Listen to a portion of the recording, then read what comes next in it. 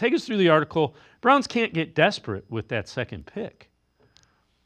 Yeah, and that centers around the quarterback conversation. I understand where fans are frustrated with the way the Deshaun Watson thing played out. I think everybody is how this team looked with Deshaun Watson. Like it's been a disaster, and that's true.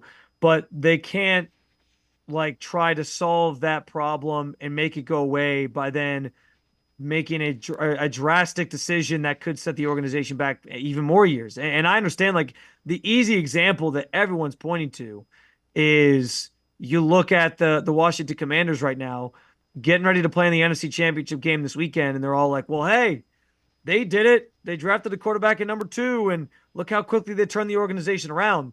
But the question isn't like should they draft a quarterback at 2 in that instance? The question is there a quarterback as good as Jaden Daniels worth drafting at number 2? And I don't know that in this class that's the case.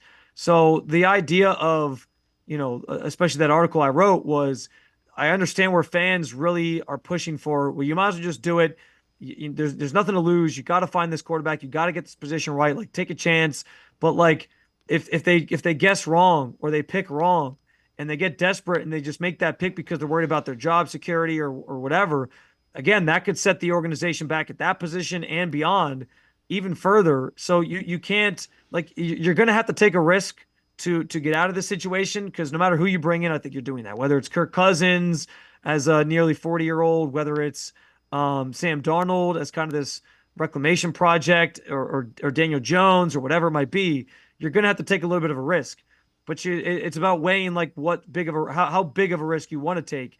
And if you don't like either of these quarterbacks and you don't think they're going to fit what you do, you can't just take one to take one. Because that to me is like a risk that's maybe just too much. If you get it wrong, then you got bigger problems that extend beyond 2025, 2026, maybe even 2027.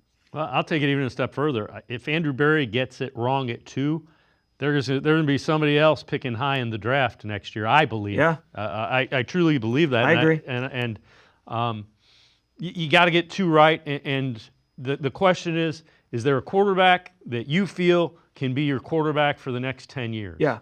And if not, you don't take him at 2. Yeah. Well, and real quick to add to that, I think you're right about Barry. Like their job statuses are on the line. And you also can't pick a quarterback just because that's the case either. Like you can't just be like, well, if we don't pick a quarterback and get this right, like our jobs are no. You still have to think about like if what am I trying to accomplish this year? What do I need to do to get this team better?